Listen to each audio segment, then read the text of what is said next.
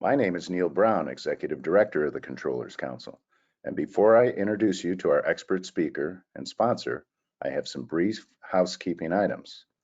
First, we'll get to Q&A at the end of the presentation, so please use your GoToWebinar control panel to ask questions at any time. We'll get to as many questions as possible in the hour.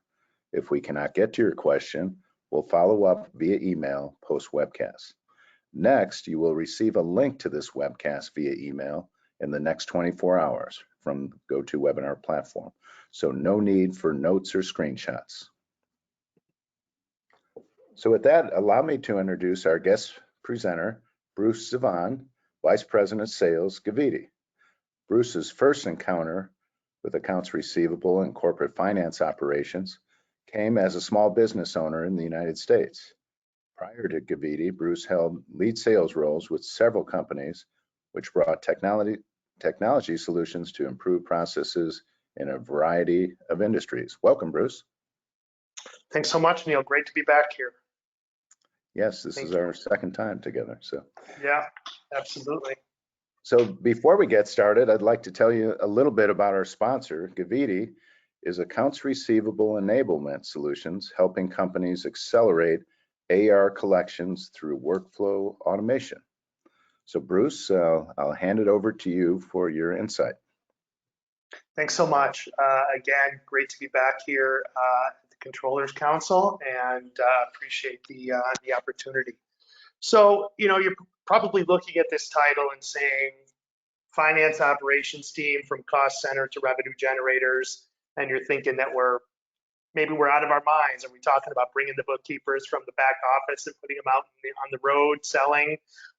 Absolutely not. That's not what we're talking about today. Today, we're going to talk about how your back office team, your finance operation team can, by being proactive, and some of it they're already doing, and we're going to do a little bit of look back and look forward to understand how the work that the finance operations team can positively affect the bottom line. And that's why we call them revenue generators. So let's talk about the past. And when I say the past, I'm saying it in both senses. Number one, in the past, you had an accounting department, right, which was really responsible for financial reporting and auditing.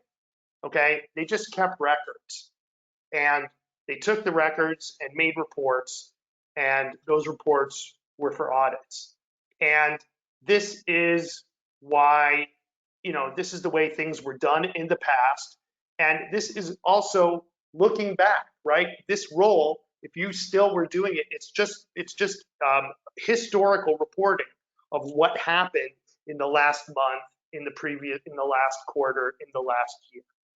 Okay, now if we look to the next slide, we're talking about what is the future, right? The future, which is now, is FP&A, financial planning and analysis. Being able to actually look at the numbers in a different way, in a more proactive way, and be able to give actual accurate forecasts of what should be happening in the next month and in the next quarter, so that the company can actually plan and run their business in a more proactive manner. Because if you're always worried about what might happen, right, in the back end, in the finance, if you're always worried, well, we're last quarter we didn't get paid, so probably not going to get paid now, so whatever it is, you're not running your business in a proactive manner. And if once you have these numbers, and once you're using proper tools to do the forecasting, to do the projections, to do the planning, you're running your business looking forward.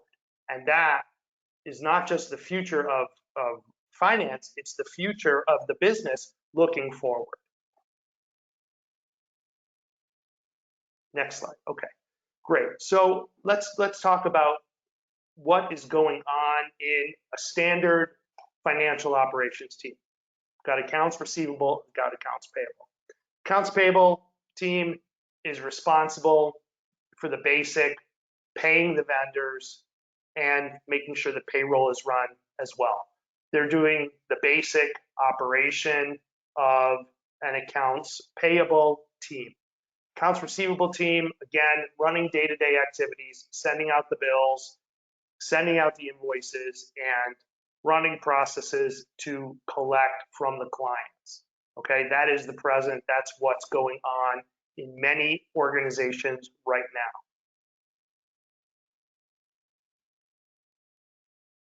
Next slide.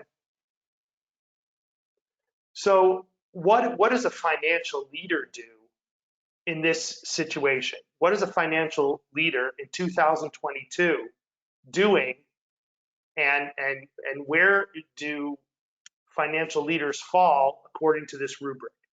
So if you look to the right, you say, what is a non-strategic financial leader? Okay, a non-strategic financial leader is mitigating risks by not taking risks. Okay, both sides, we understand that financial operations teams are mitigating risks, but on one side, it's not taking risks. On the other side, it's taking some risks and opening up the mind to some different ideas. So if you look at the non-strategic idea, right, you generate your default reports, right? What you need to show to the auditors at the end of the quarter, at the end of the year, those are the reports you're generating. You're reactive to ongoing business processes, meaning things basically, you basically look at the processes and you say to yourself, okay, well, that's the way it is. People don't pay their bills. So people will continue to not pay their bills. That's something we have to just deal with. We pay our bills late. That's just something we have to deal with. You stick with the existing tools and processes. You don't, you kind of just, you're using Excel, great tool, but you're just kind of sticking to the Excel, and you're sticking to your calculations, and you're sticking to your standard report analysis operation, okay? So that team, that non-strategic team, that non-strategic leader and his or her team has operational value for sure, okay? Because they are providing the information, but there's no effect on the bottom line. The bottom line remains the same because they're just calculating numbers and reacting to existing situations and not actually becoming proactive to have an impact on that bottom line.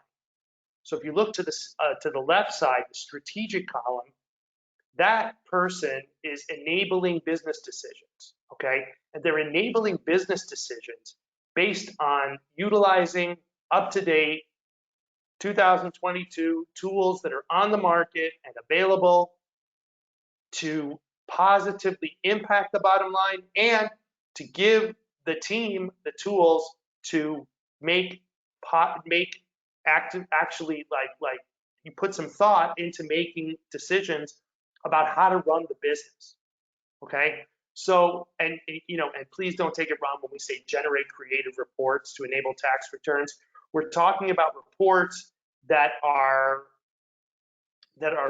going to give the company and the auditors and the C-suite the opportunity to make smart decisions about how to pay themselves better, how to impact their own bottom line, and how to impact the company's bottom line. You're talking about being proactive, right, with existing processes, optimizing those processes. Can we do this better? Can we run AP better? Can we run AR better? And looking for ways to do that are going to positively affect the bottom line and allow for proactive business decisions. And on the operations side, introducing those new tools and improving those processes. And that is what we call revenue generating activities. Bottom line, it's